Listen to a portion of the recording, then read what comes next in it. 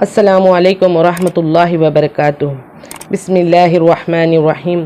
رب یسر ولا تعسر وتمم بالخیر وبک نستعین یا فتاح رب زدنی علما نافعا۔ آج ہم بات کریں گے علم پر۔ علم کا مقصد ہی یہی ہے کہ جہالت والی زندگی ہم سے دور ہو جائے اور تحقیق کا جذبہ ہم میں آ جائے۔ حدیث پاکہ مفہوم میں اللہ کے نبی سے کسی شخص نے پوچھا، جہالت کی حجت کو کون سی چیز ختم کریں گی؟ جہالت کی حجت کو کون سی چیز ختم کریں گی؟ اللہ کے نبی نے کہا علم۔ پھر اس نے فرمایا علم کی حجت کو کون سی چیز ختم کریں گی؟ پھر اللہ کے نبی نے فرمایا عمل۔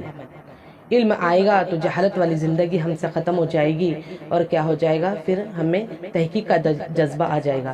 جب تحقیق کا جذبہ ہم میں آنے لگے گا تو عمل ہوگا، اور عمل اللہ کو بہت پسند ہے۔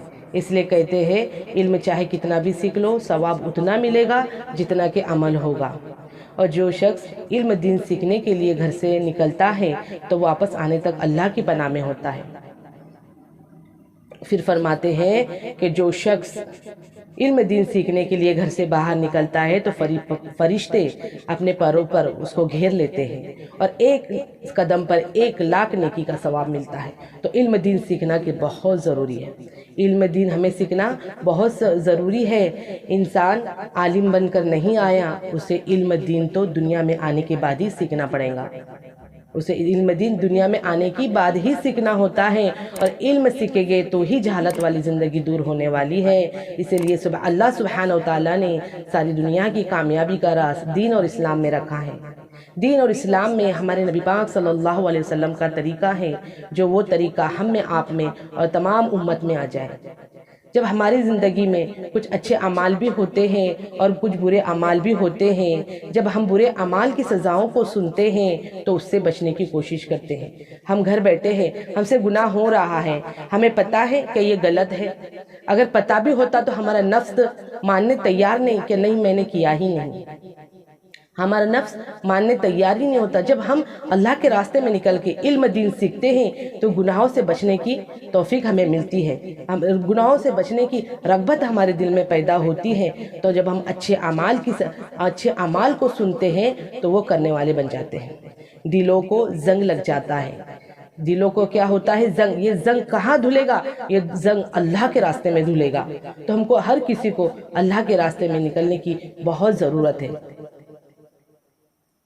جو بھی لوگ اللہ کے لیے جمع ہو، اللہ کے لیے علم دین سیکھنے کے لیے آئے ہو، تو فرشتہ ایک آتا ہے، آسمان سے فرشتہ آتا ہے اور کہتا ہے تم لوگ بخش دیے گئے اور تمہاری ساری برائیاں نیکیوں میں بدل دی گئی۔ فرشتہ کہتا ہے تم لوگ بخش دیے گئے اور تمہاری ساری برائیاں کیا ہو گئی ہے؟ نیکیوں میں بدل دی گئی ہے۔ تو بتاؤ، اور علم دین سیکھنے کے لیے جب انسان گھر سے باہر نکلتا ہے اس کے گناہ ایسے معاف ہو جاتے جیسے کہ ابھی اپنے ماں کے پیٹ سے پیدا ہوا ہو۔ اپنے گناہوں کو جھڑانا ہے، علم کو سیکھنا ہے۔ اگر آج ہم ہمارے بچوں کو دین علم نہیں سکھائے تو آخرت میں ہماری بہت بری پکڑ ہونے والی ہے۔ تو آج ہم سمجھ جانا چاہیے، اگر ہمارے بچوں کو ہم نے علم دین سکھایا، یہ ثواب جاری ہے، صدقہ جاریہ ہے۔ ہم قبر میں کل چلے جائیں گے تو بچے ہمارے، آنے والی نسلیں ہمارے دین کا کام کرنے لگے گی۔ اگر آج ہم نے ایک بچے کو ہمارے علم دین سکھایا، آنے والی نسلیں تک اگر وہ کام چلتا رہا تو پورا ثواب کس کو ملے گا؟ ہمیں قبر میں۔ اسی لیے صدقہ جاریہ بنانا بہت ضروری ہے، کیونکہ قبر میں اکیلے جانا ہے، قبر میں کوئی کام نہیں آئے گا۔ قبر میں کتنے بھی عزیز ہو جائے، کتنے بھی ہم محبت کر لے، کتنی بھی محبت کر لے، بتاتے کوئی شخص کہتا ہے ہمیں بچوں سے ٹائم نہیں ملتا دین سیکھنے کے لیے، گھر والوں سے ٹائم نہیں ملتا۔ ٹائم نہیں ہے، یہ جو ٹائم نہیں ہے کہے نا، ان سے کہہ دو کہ قبر میں میرے ساتھ آ جائے۔ کتنی بھی محبت گہری ہو، کتنی بھی محبت گہری ہو، ہماری ہم کو صرف 1 یا 2 یا 3 دن رکھا جائے گا مرنے کے بعد بھی، اس کے بعد وہی محبت ہمیں کہے گی اب اسے یہ خوفناک ہو چکی ہے، اسے قبر کے گھڑے میں ڈال دو۔ تو کہاں گئی وہ محبت؟ کہاں گئی وہ محبت جس کے لیے ہم علم دین سیکھنے کے لیے ٹائم نہیں ملتا ہے؟ اس ٹائم کو نکالنا پڑے گا اللہ کے لیے۔ اللہ تعالیٰ اس دنیا میں ہمیں سفر میں بھیجا ہے، اس کو سفر میں بھیجا ہے اور خالص اس کی پہچان کرانے کے لیے بھیجا ہے۔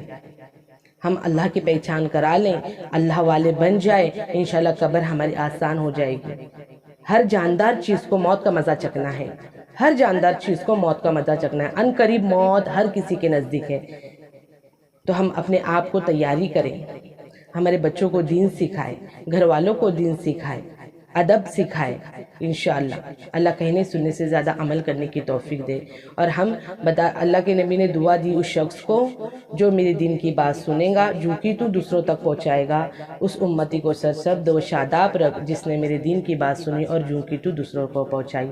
تو انشاءاللہ ہم اچھی باتیں دین اسلام کی لوگوں کو بتائیں گے اور خود عمل کرنے والے بنیں گے انشاءاللہ۔ السلام علیکم ورحمۃ اللہ وبرکاتہ۔